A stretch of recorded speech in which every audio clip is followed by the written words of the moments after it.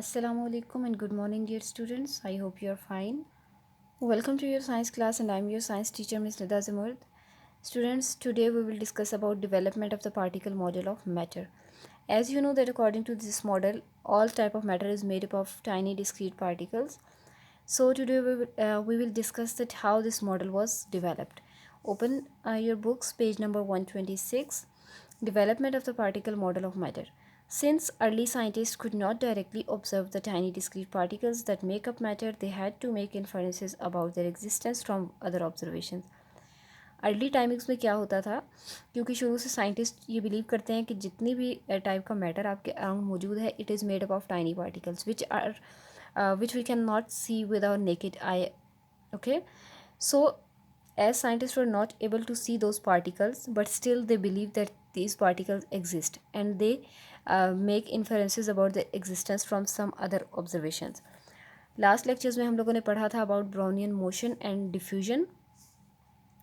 Brownian motion और diffusion को अगर हम देखें तो इससे हमें बहुत सारे एविडेंसेस मिलते हैं that these small particles exist or that matter is made up of smaller particles. Okay, but today as technology has become very advanced, it is possible to observe the tiny particles that make up matter using advanced instruments such as the scanning channeling microscope.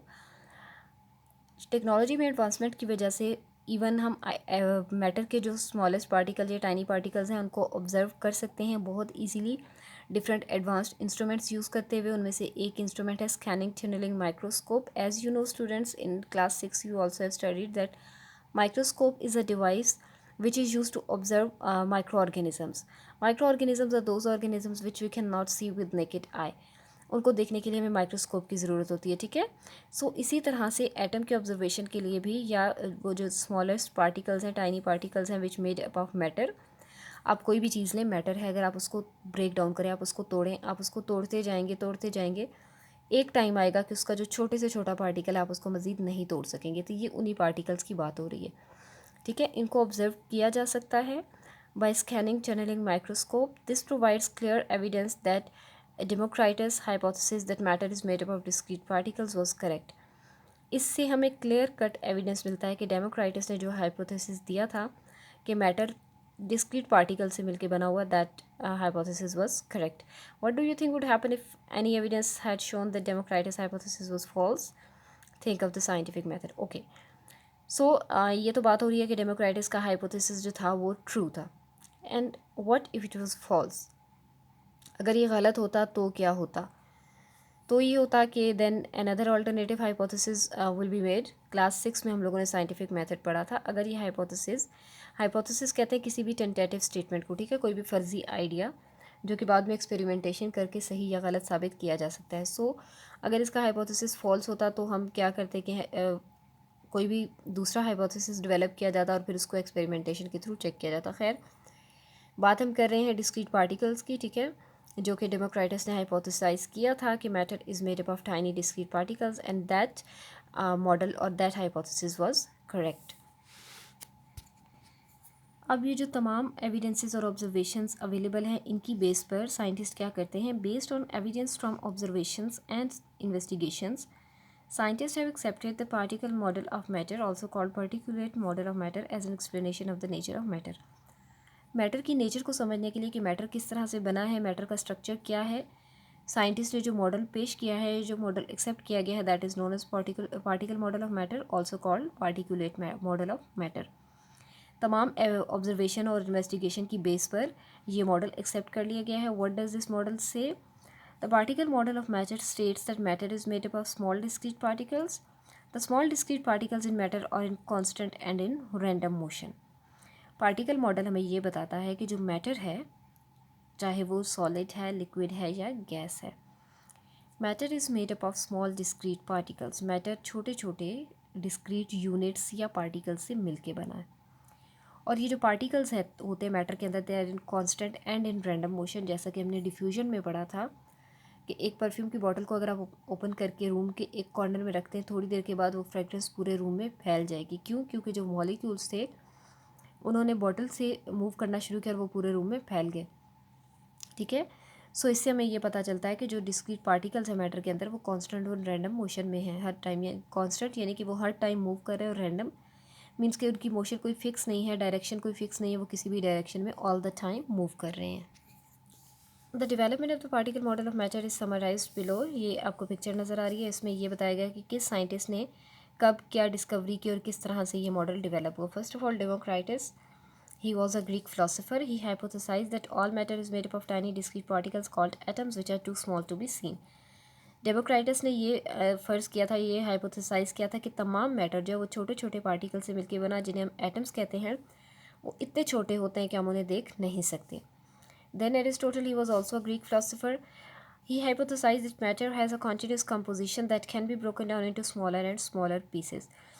Aristotle ने क्या कहा था कि जो matter है उसकी composition continuous है और उसको हम स्मॉलर से स्मॉलर पीसेस में ब्रेक डाउन कर सकते हैं, और वो पीसेस क्या है, वही atoms. John Dalton suggested that matter is made up of small discrete particles which are like little solid balls. John Dalton was an English chemist. उसने क्या सजेस्ट किया था कि जो मैटर है वो छोटे छोटे पार्टिकल से मिलकर बना, और वो छोटे छोटे पार्टिकल्स क्या है, these are like little solid balls, छोटी छोटी बॉल्स की तरह है, ठीक है.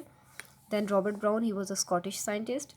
He observed with a microscope that some dead pollen grains suspended in water were constantly moving about randomly in all directions. This is known as Brownian motion.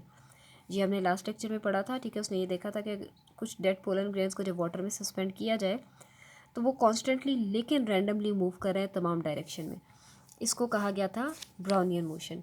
Then Albert Einstein, he was an American physician. He explained that the dead pollen grains were moving because they were being bombarded by the moving water particles. उसने इसी concept को मज़ीद explain किया था, किसने, Einstein ने, कि वो जो पोलन ग्रेन्स थे वाई दे वर मूविंग, वो इसलिए मूव कर रहे थे कि जो वाटर है, वाटर के पार्टिकल्स भी मूव कर रहे हैं, और वाटर के पार्टिकल्स मूव करते हुए पोलन ग्रेन्स को हिट कर रहे थे.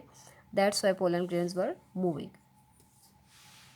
सो in this way this model was developed. Different scientist ने डिफरेंट आइडियाज़ दिए and then they all agreed on a single point.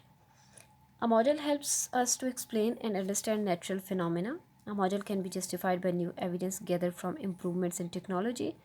For example, the invention of scanning tunneling microscope provided support to the particle model of matter. Model क्या होता है, model की मदद से, कोई भी मॉडल जब हम बनाते हैं या रिप्रेजेंट करते हैं तो मॉडल की मदद से हमें नेचर को समझने में और एक्सप्लेन करने में हेल्प आउट मिलती है, ठीक है. और टेक्नोलॉजी में जैसे जैसे इम्प्रूवमेंट आती है, न्यू एविडेंसेस हमें मिलती है और उससे मॉडल को जस्टिफाई किया जा सकता है. For example, scanning tunnelling microscope की इन्वेंशन से क्या हुआ, पार्टिकल मॉडल ऑफ मैटर को बहुत ज़्यादा सपोर्ट मिली, ठीक है. उससे पहले साइंटिस्ट जस्ट बात करते थे, लेकिन इस माइक्रोस्कोप की मदद से उस एटम को देखना पॉसिबल हो गया और उससे ये पता चला कि these people were right. An existing model can be revised or replaced by another model if the new model is found to be better in explaining the phenomena.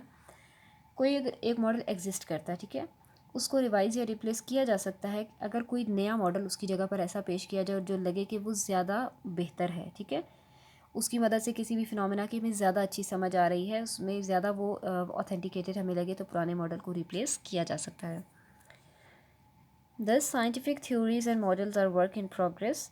इसीलिए हम कह सकते हैं कि साइंटिफिक थ्योरीज और मॉडल्स जो हैं वो एब्सोल्यूट नहीं होते, वो चेंज हो सकते हैं. Scientist are constantly coming up with new theories and models to help us explain and understand the nature. Nature को अंडरस्टैंड करने के लिए नए से नए आइडियाज़ सामने आते हैं, न्यू थ्योरीज बनती हैं, न्यू मॉडल्स बनते हैं.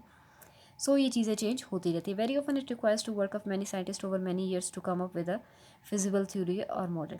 और होता क्या है कि एकदम से कोई भी मॉडल या कोई भी थ्योरी नहीं आ जाती, बल्कि उसके लिए बहुत सारे साइंटिस्ट होते हैं, वो सालों काम करते हैं, तब कहीं जाकर कोई नया मॉडल या कोई नई थ्योरी सामने आती है. So that was all about today students. Thank you so much. अल्लाह हाफिज़.